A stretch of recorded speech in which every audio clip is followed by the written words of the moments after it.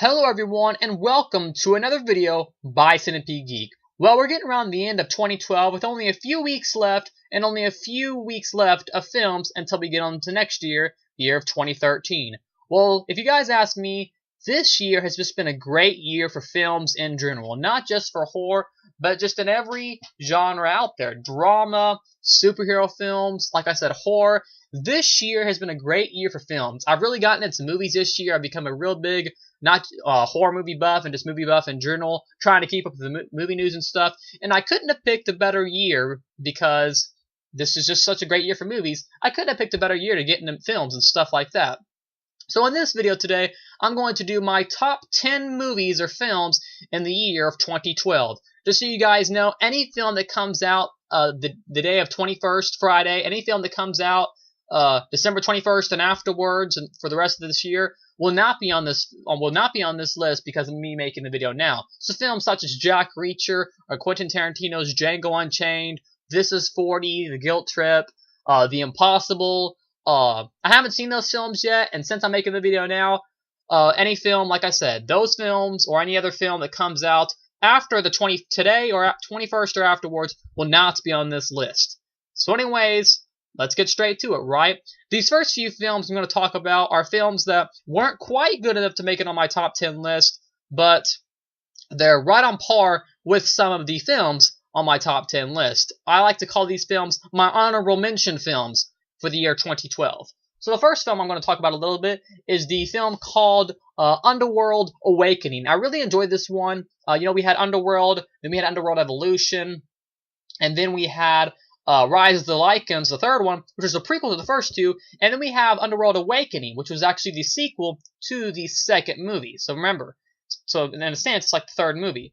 So Underworld Awakening, Kate Beckinsale was back, and it was a really cool, just a very fun, violent action film. Kate Beckinsale, I've always liked her. I've always thought she was a good actress. She's in Click and in the Underworld films, and I think she plays a great actress in this. Really cool. My favorite Underworld movie out of what I've seen. I've only seen just the first one and the most recent one, Underworld Awakening, but out of the two I've seen, I really like Underworld Awakening. It has a whole, it's not really necessary to see the other ones because it kind of recaps at the first 5 minutes, similar to what Resident Evil films do, but it was really cool. Just a fun action film, very violent, everything I wanted and needed it to be. This next film I'm going to talk about is a sequel to Ghost Rider called Ghost Rider 2: Spirit of Vengeance. And I wasn't too fond of the first Ghost Rider film. I don't know, I just didn't like it too much. It was a little kind of boring, though I haven't seen all of it. I only saw the first 45 minutes, and I just couldn't get into it. Though, the same directors who directed the Crank films, with Jason Statham and Amy Smart, that's who did a Ghost Rider sequel, and it's a really it's not a low budget film, but it was a lot way cheaper budget than the first Ghost Rider, and I thought it was a lot cooler. It was a lot rawer, it was grittier, had some great action sequences. Yes, Nicolas Cage is over the top and goofy and kind of campy at times, but I kind of liked him that way. I enjoyed him that way. He was goofy, and it probably would have been better if he would have just a little more less goofier. But I kind of liked the weird Nicolas Cage. I liked the way he was in this movie. He had some pretty memorable lines. And the first time I saw him in the theaters, I thought the action scenes were cool. I thought he was downright ridiculous. I watched it again on DVD, and I enjoyed his performance then. So I guess you gotta let things resonate with you a little bit, right? So anyways, Ghost Rider 2: Spirit of Vengeance, really cool action film. Just, I liked it a lot. Good honorable mention film. Horror film that came out earlier this year, before the summer and all that, was Elizabeth Olsen starring in the film titled Silent House. This is actually a remake of I believe a Spanish film, an IFC, a Spanish film, I believe. Forgive me if I'm wrong. I'm not going to talk too much about the plot. If you want to know more about the plot, go ahead and go check out my Silent House review. Anyways, pretty much about a girl in this house, and she hears sounds, and she doesn't know what's going on. It's a continuous shot kind of thing, so there's no film edits or anything like that. Anyways, I really thought this was a pretty cool one. There are some very creepy, some very eerie scenes, and overall, just a well-done horror film. Silent House is definitely, for me at least, worth a watch. Let's see, another honorable mention film was an animated feature, and this one needs to be in my top 10 just so you guys know, when I do actually talk about my top 10 movies, they're not going to be in any particular order because I had a really, really, really hard time making a top 10. So they're just kind of top 10. They're just kind of 10 films that I thought were good thrown in there. I tried to put them in an order of what I thought was the least best and then the best out of the least best, but it was too hard. So remember, they're not in any particular order. An animated film that I thought was really good this year was a film called WreckIt Ralph. This film, video games, I reviewed this film, so you want to check out my review. WreckIt Ralph was a really cool one. Lots of video game characters like Bowser and Pac-Man, the little orange guy. I forget his name. Qbert, I think. Little guy with the weird looking nose. Ryu from Street Fighter. I believe his name's Kano from Mortal Kombat. A lot of cool video game characters in this movie.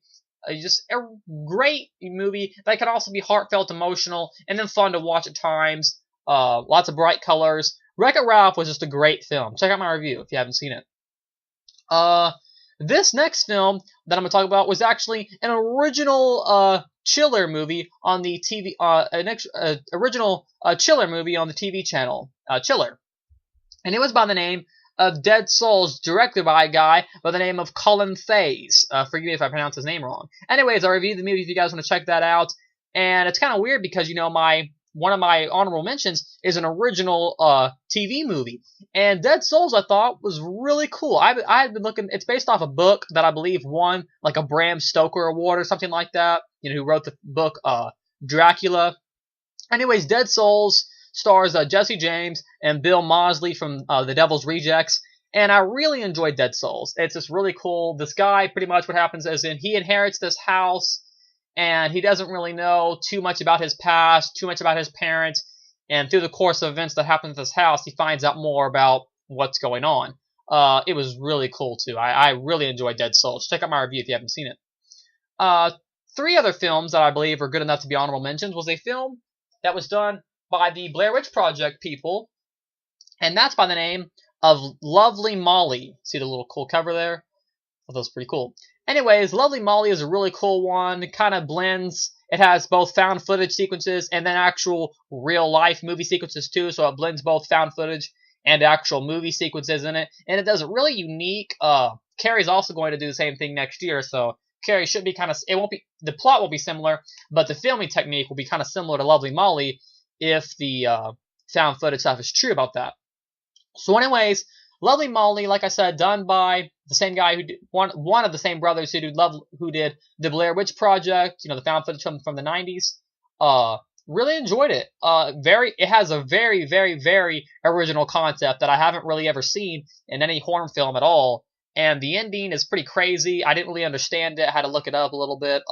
Some pretty I wouldn't say it's like scary, but there are some very eerie and disturbing scenes that you're just like, ugh, it's some very disturbing scenes in Lovely Molly, so definitely worth a watch if you guys haven't seen it.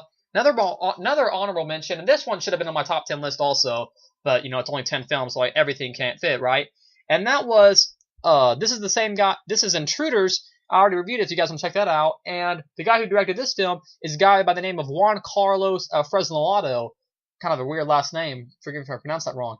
Anyways, Intruders is by the same guy who directed the sequel to 28 Days Later called 28 Weeks Later. And this is a really cool film. I won't say too much about it. It stars Clive Owen. And I really enjoyed it. Just a really cool film. Not a straight-up horror film, but more of a psychological horror film that really has a great twist ending. I loved the ending. One of the best things about this film. So definitely Intruders is worth a watch.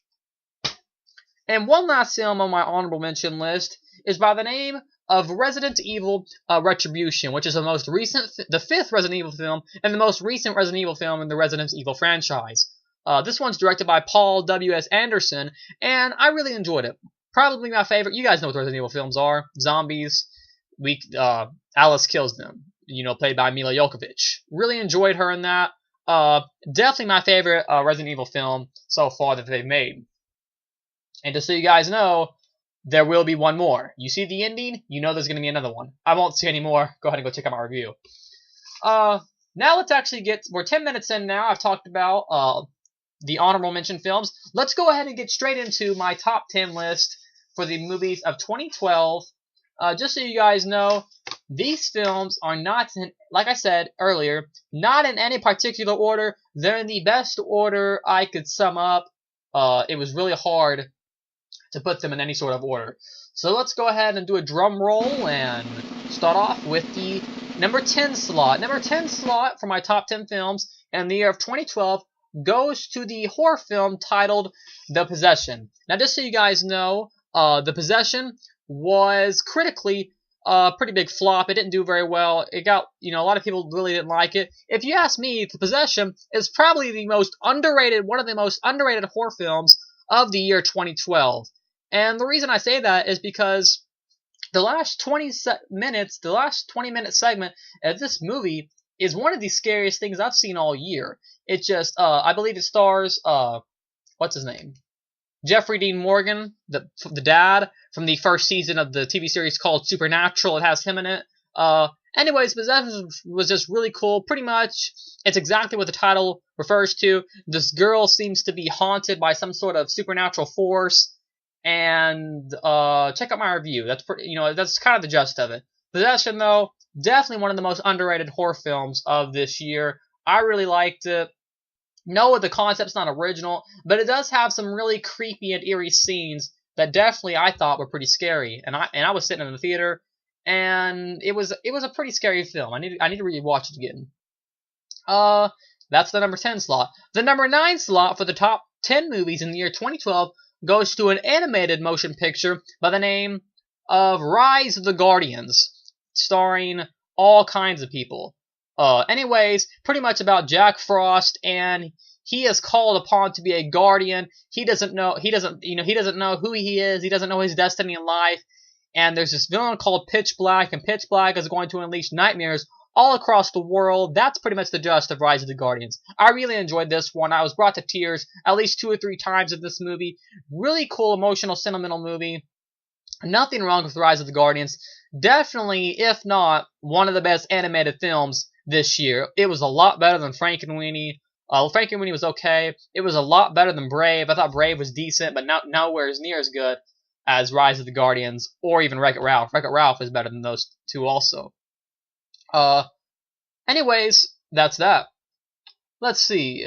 The number 8 slot goes to Peter Jackson's most recent film titled The Hobbit. Now, The Hobbit has been getting a lot of clash because people keep comparing it to Lord of the Rings movies. I can see why you're comparing it because I also did in my review, but pretty much it's its own standalone film. Yes, the ring is involved in The Hobbit, but it's pretty much its own adventure film that will have 2 sequels in the next few years. I really enjoyed The Hobbit. I had nothing bad to say about it. I didn't mind the whole whatever the heck it was, the faster frame rate that a lot of people were complaining about. I didn't mind that at all. Who cares?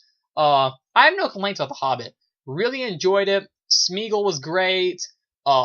Martin Freeman as Bilbo Baggins was great. It was great seeing cameos of all the previous characters from the Lord of the Rings trilogy come back and The Hobbit, so that was really cool.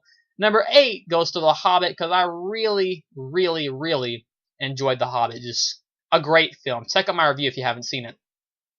The number 7 slot goes to the film called Piranha 3 Double D, directed by none other than John Gulager, known for doing the Feast trilogy. I really enjoyed this film. Pretty much, it's exactly what the title says. Piranhas at this water park. They have to stop the piranhas. That's the gist. Lots of gore, lots of nudity. Pretty much a comedy horror, more of a comedy when you get down to it. If you like the Feast films, this is definitely one to watch. I love John Gulager, one of my all-time favorite directors. This was just a great film. It stars Daniel Pennebaker, as you can see, David Hasselhoff on the back. Christopher Lloyd is in it because he was in the first one. We have Jake Busey. He's in like a little 5-minute cameo scene in the beginning. Anyways, this was a great film. I recommend you guys watching the commentary on this because you get to learn some really cool facts. And really cool movie. And I always thought this was kind of interesting. The movie's called Piranha Double D, and if you can see, the breasts actually pop out like of the thing. So if you buy the movie, It's kind of strange, like the cover actually pops out, kind of like just kind of a funny thing. Anyways, really cool film, very funny. If you like over-the-top, bloody films that aren't always meant to be taken seriously, Piranha 3 Double D is definitely worth a watch. Critically, no one liked it, but I loved it. Who cares, right?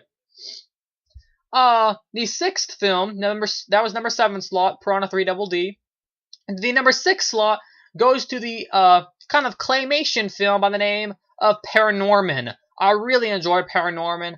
It's pretty much like almost a spoof of the horror genre. Zombies come and attack the town.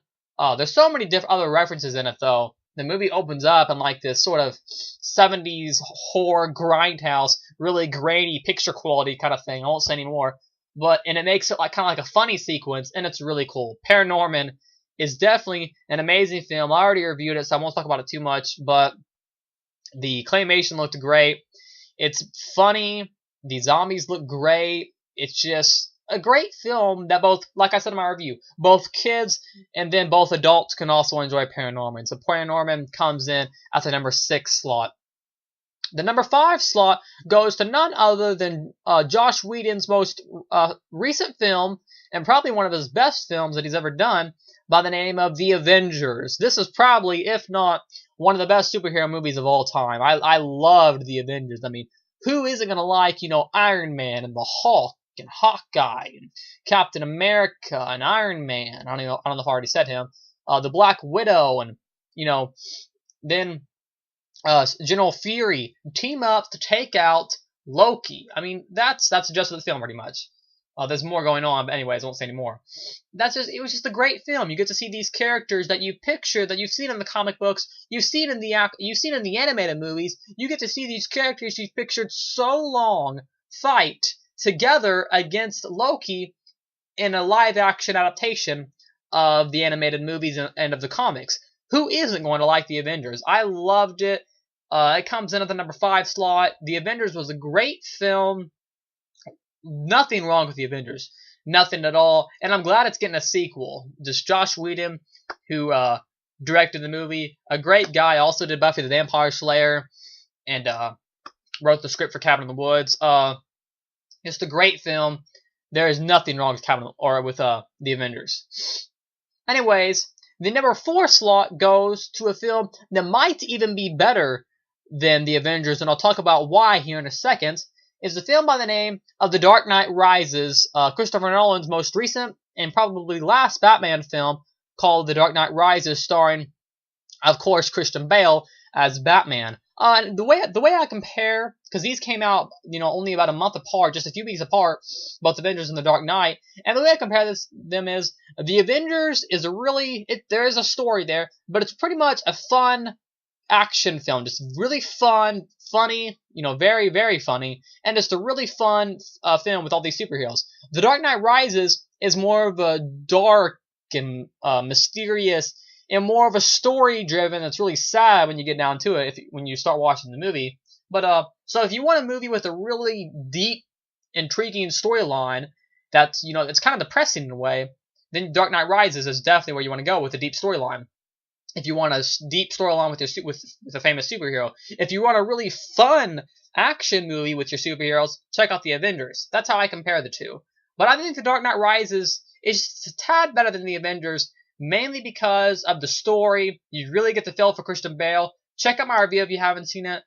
Dark Knight Rises comes in at the number 4 slot because I really enjoyed it. Great story, great ending, great everything about it. I loved The Dark Knight Rises.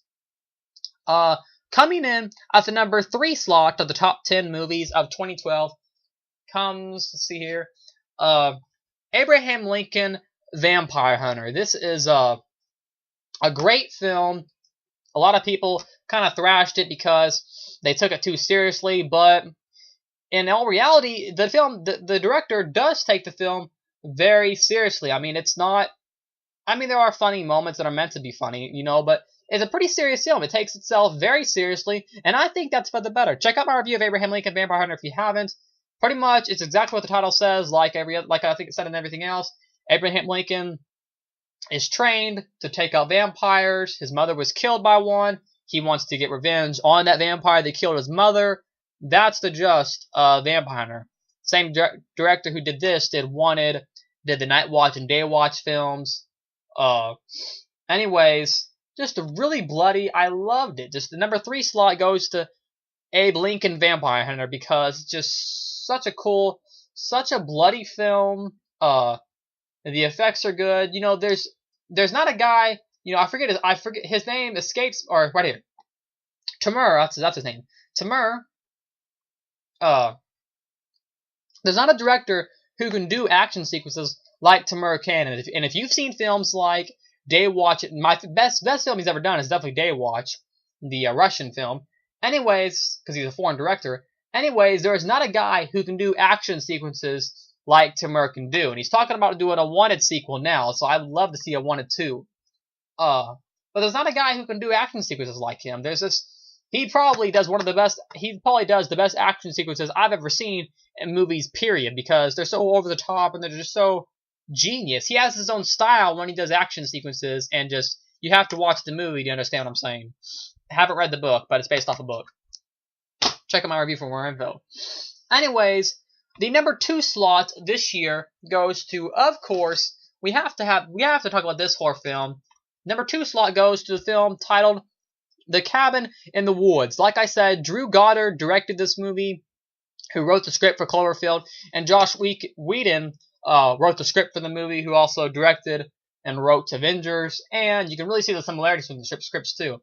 This is pretty much like a horror movie spoof. Like it says right here, wicked, twisted fun. I agree with that. The film's not scary, but it's just a great, amazing horror film that has everything in it. Just, there's zombies. I don't want to say too much, but I also don't want to turn the cover, because if I turn the cover, it's kind of a spoiler. Anyways, Cabin in the Woods is great. The first 30 minutes is like straight up Evil Dead. That it is. It was inspired by it. Then all of a sudden, all these other horror movie cliches and everything all pile up and bombard into one downright horror masterpiece. Cabin in the Woods is definitely a masterpiece, and I loved it. If you guys haven't seen it, you've really missed out. It just, there's really not another film out there like it. It's pretty original. The ending's great. The effects are good. Everything about the film is just amazing. You can't go wrong. It's pretty much, it has the classic horror movie plot. 4 or 5 college kids go out to a cabin, things start to happen, and then all of a sudden it takes a twist, and you're like, whoa, this is like everything in one. It's like every horror film in one. Anyways, check it out if you haven't seen it. And that's the top 9 films for the top 10 movies of 2012. And here we go. Drum roll, please. The number 1 movie for the year of 2012 in my top 10 movies in the year 2012 goes to the found footage film by the name of VHS. I loved VHS. It's a really indie, raw found footage horror film. If you don't know what it is, it's these 6 different short anthology films, 20-minute segments from directors such as Ty West and some other directors too. I forget them, but anyways, they're making a sequel titled SVHS to VHS now. Anyways, pretty much these 6 films all wrapped around one actual wraparound story where these kids have to go. These young adults they want to make some money, and they hear about a deal where they can go into this house, and if they find a certain VHS tape, they can make a lot of money for it. So they keep popping in VHS tapes into the VCR, and each tape gets a little more scarier. Things in the house start to happen that they're watching them in. And like I said, it's done in found footage. So it's really cool. Very, very, very scary. One of the scariest, probably the scariest film I have seen this year. I loved VHS. I haven't bought that one. I need to. But if you guys haven't seen or bought VHS, I don't think it's on video on demand anymore, but it was. But definitely, I know it's $15 at Walmart right now. It's probably cheaper online. Whatever you have to do to pick up VHS, whether it's Walmart or Amazon, eBay, iOffer, whatever website you have to pick up VHS, whatever website, do yourself a favor. and pick this film up because there's not really. It has some very original concepts. I mean, it has, you know, like I think it's 5 or 6 different shorts, and they're all each about a different concept. And we have great directors behind those films. So overall, VHS is definitely my favorite film out of the year 2012. I can't wait to see the sequel. I believe I believe October or August of 2013, they're making a sequel to VHS titled SVHS. So anyways, those films are my top 10 movies for the year 2012. And then I also talked about my honorable mentions. So like I said, number 10 we had The Possession. Number 9 we had Rise of the Guardians. 8 we had The Hobbit. 7 we had Piranha 3DD. 6 we had ParaNorman. 5 The Avengers. 4 The Dark Knight Rises. Number 3 Abe Lincoln Vampire Hunter. Number 2 The Cabin in the Woods. And then number 1 went to the found footage film titled VHS. Overall, like I said earlier in the video, 2012 has been, if not the best, if not one of the best years for films in general. I can't wait till next year in 2013 to see what filmmakers and directors and producers of films have to give to us. 2013 is going to be a great year. We have films like the remake of Carrie, the remake of Evil Dead, Del Toro, Pacific Rim. So many great films coming out next year. Texas Chainsaw 3D, A Haunted House by Marlon Wayland. So overall, 2013 is going to be a great year too, and I can't wait to see if those films are going to triumphant over the films in the year 2012. That's my top 10 list. Once again, thanks for watching. If you guys think I've left out any films in my top 10 list, go ahead and leave a comment below and name some films I should have mentioned that you had in your top 10 list. Anyways, once again, thanks for watching. Make sure to like, comment, subscribe to my page below, and I will see you guys later in another video by Centipede Geek.